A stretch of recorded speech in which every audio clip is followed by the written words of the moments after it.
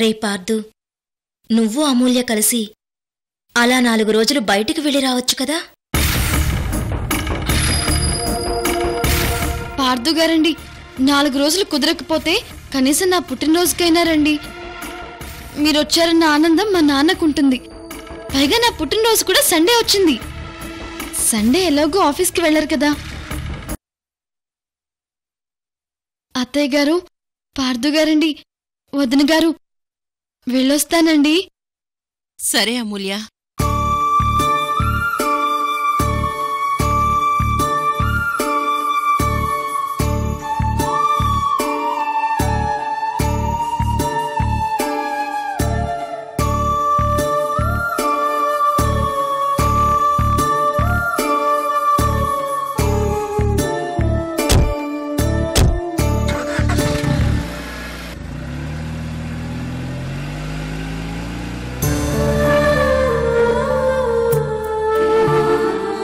భగవంతుడా, ఇలాంటి కూతురు నా కడుపున ఎందుకు పుట్టలేదు?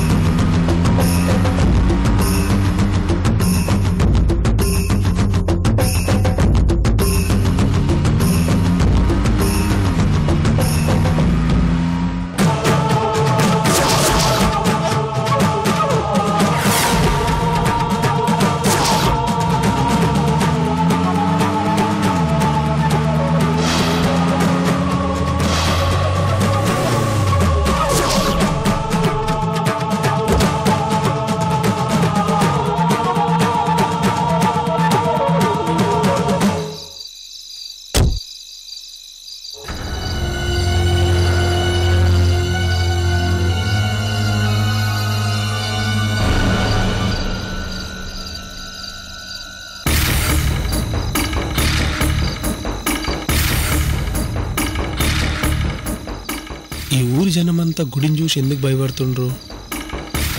అసలు ఏముంది గుళ్ళ?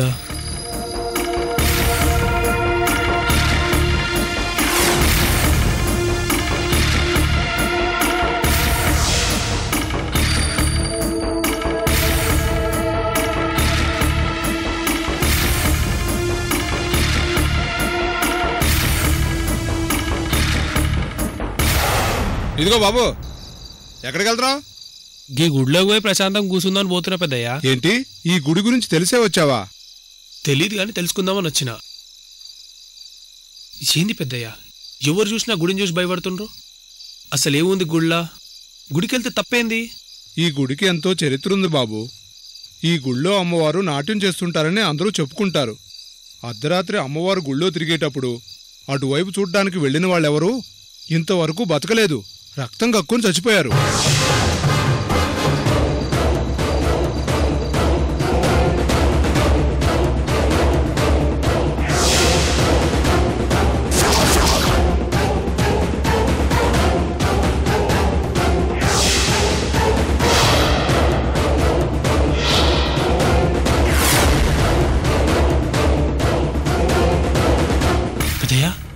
నువ్వు చెప్తుంది నిజమా? సార్, జీవితంలో ఎంతో ఎదగాల్సిన వాళ్ళు చాలా భవిష్యత్తు ఉన్నవాళ్ళ కనిపిస్తున్నారు. మనిషిని పరీక్షించవచ్చు కానీ దైవాన్ని పరీక్షించకూడదు.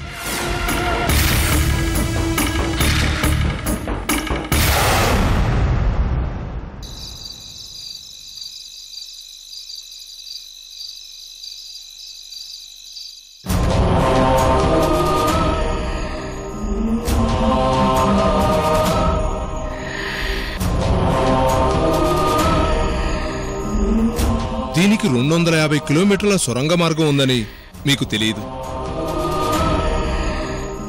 ఆ సొరంగ మార్గానికి గుడికున్న సంబంధం ఏంది?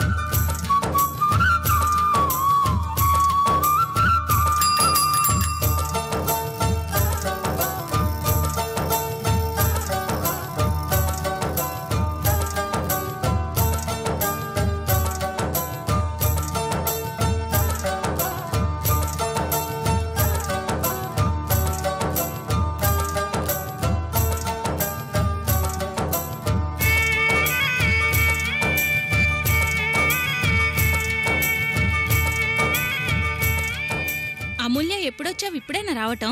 ఇప్పుడే వస్తున్నాను. అందరూ బాగున్నారు కదా? బాగున్నారా అమూల్య? నాన్నా, సోంబాబాయ్. అమ్మా అమూల్య, ఎప్పుడొచ్చావు తల్లి? ఇదిగో ఇప్పుడే రైలు దిగి వస్తున్నాను బాబాయ్. మీ ఆయనకి బాగా ఆస్తి ఉంది కదమ్మా, నువ్విలా నడుచుకుంటూ రావడం ఏంటి? కారులో రావచ్చు కదా. సోంబాబాయ్, మనూర్లో మనం తిరగడానికి కార్లు ఎందుకు? సర్లే, అక్కడ పాల కేంద్రం దగ్గర మస్తాన్ బాయ్ ఎదురు చూస్తున్నాడు. నువ్వు వెళ్ళి త్వరగా పాలు పోసురా. అలాగేనమ్మా.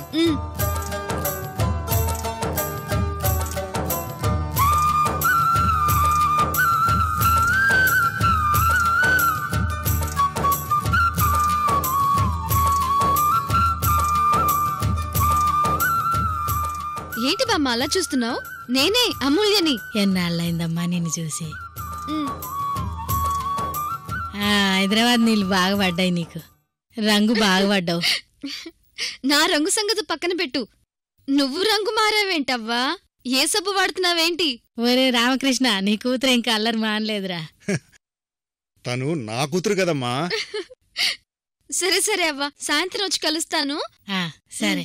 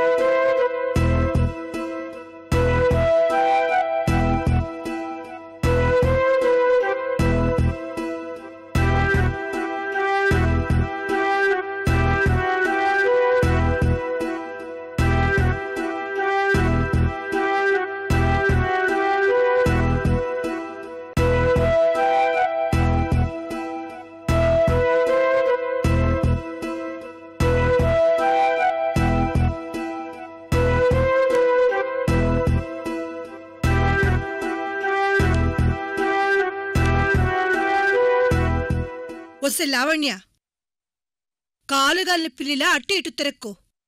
నాకిక్కడ ఒళ్ళు మండుతుంది. అమ్మా, నానొస్తున్నారేమో చూస్తున్నాను. నీకేంటి ప్రాబ్లం?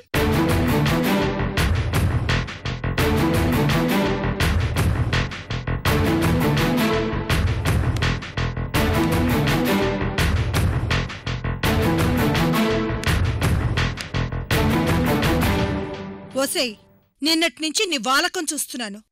నీ బాబు వెళ్ళి ఆ ముదరష్టపురాన్ని తీసుకొస్తాడనేగా ఒకటే ఆర్భాటం చేస్తున్నావు. ఎవడికో పుట్టిందాన్ని తీసుకొచ్చి మీ నాన్న దాన్ని ఇంట్లో పెడితే నువ్వేంటే అదేదో నీ తోడబుట్టిందనేట్టు అంతారట పడుతున్నావు. అమ్మా, కుక్కతోకనైనా మార్చొచ్చుగాని నీ బుద్ధిని మాత్రం మార్చలేం. చిచి.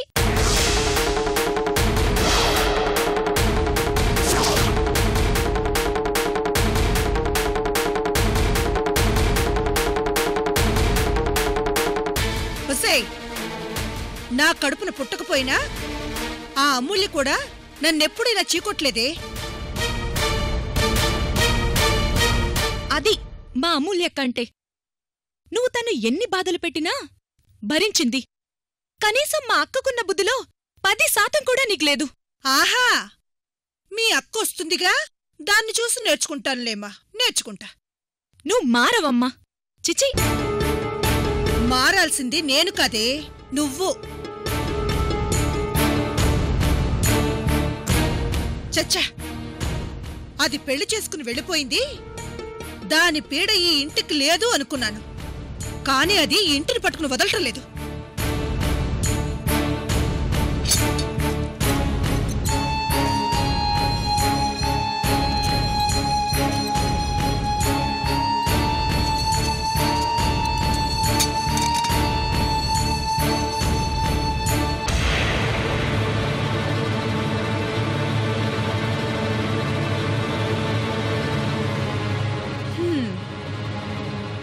నేనిక్కడ నీ గురించి రోజు ఏడుస్తుంటే నువ్వు సంతోషంగా వస్తున్నావా? నిన్ను రావే చెప్తాను.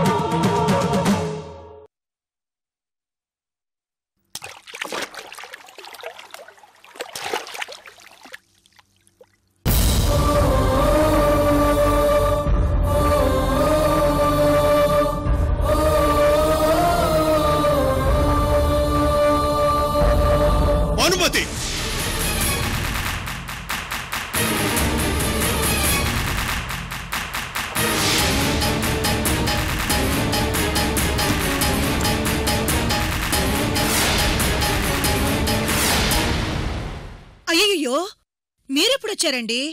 కొంచెం శబ్దం చేస్తూ రావచ్చుగా.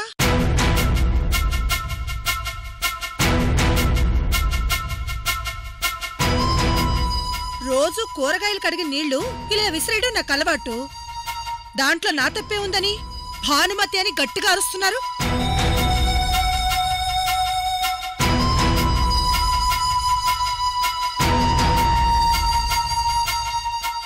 నువ్వు మనిషివా పశువా? రాక రాక కూతురు పుట్టింటికొస్తే ఇలాగైనా నువ్వు ఆహ్వానించేది?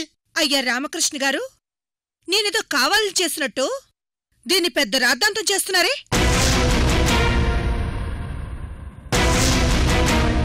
నాన్న, ఇందులో పిన్ని చేసిన తప్పే ఉంది. తను మనల్ని చూడలేదు, మనం తను చూడలేదు కదా.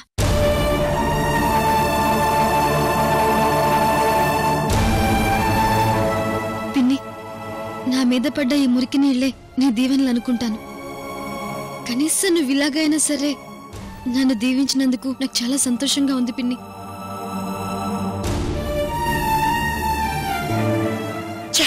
దరిద్రపు సంత, దరిద్రపు సంత.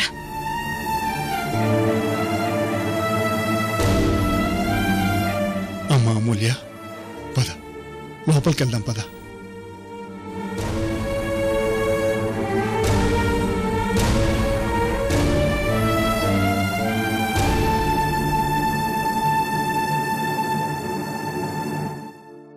అక్క,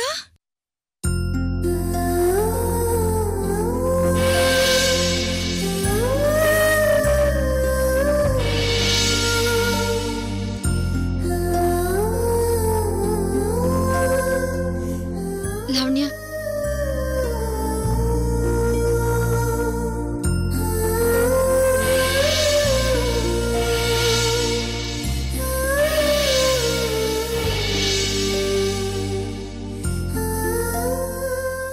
నిన్నట్నుంచి నువ్వు వస్తున్నావన్న ఆనందాన్ని ఒక్క క్షణంలో అమ్మ ఆవిరి చేసేసింది. నాకు ఊహ వచ్చినప్పటి నుండి మా అక్క అవమానాలు పడ్డమే చూస్తున్నాను. నిన్ను సంతోషంగా పుట్టింటికి తీసుకురాలేకపోయామక్క. సారీ అక్క. లావణ్య, ఏంటి పిచ్చి మాటలు? దీంట్లో పిన్ని తప్పే ఉంది. సరేలే, నువ్వేంటి మీ అక్కని పూర్తిగా మర్చిపోయావుగా? కనీసం నీకు మీ అక్కని చూడాలని కూడా అనిపించట్లేదా? అక్క, నువ్వు నన్ను ఒంటరిదాన్ని చేసి వెళ్ళిపోయావు కదక్క.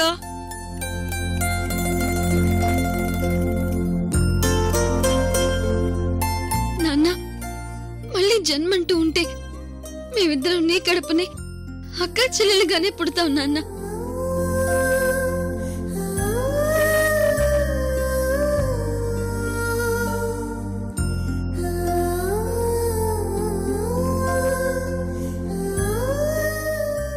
మీ అక్క చెల్లెళ్ళిద్దరిని ఇలా చూస్తుంటే నాకు చాలా సంతోషంగా ఉంది తల్లి.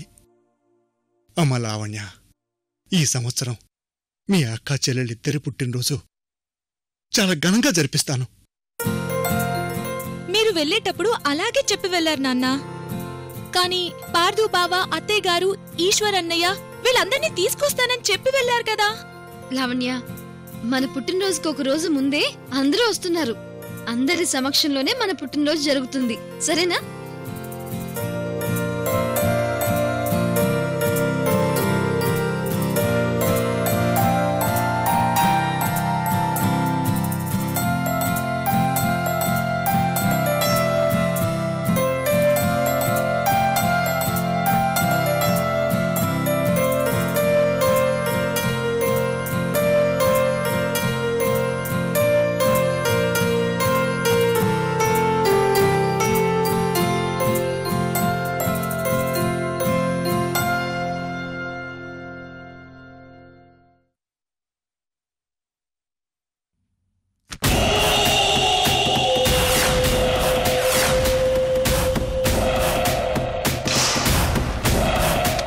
నేనుండగా మీ పుట్టినరోజులు ఎలా ప్రశాంతంగా జరగనిస్తానే?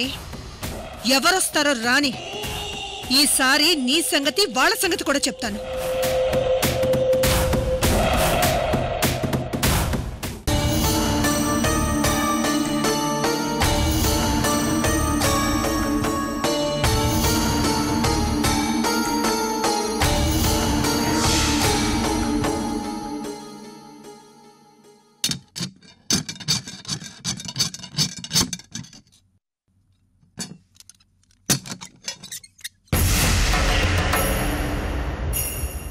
అమ్మా చల్లని తల్లి కాపాడమ్మా.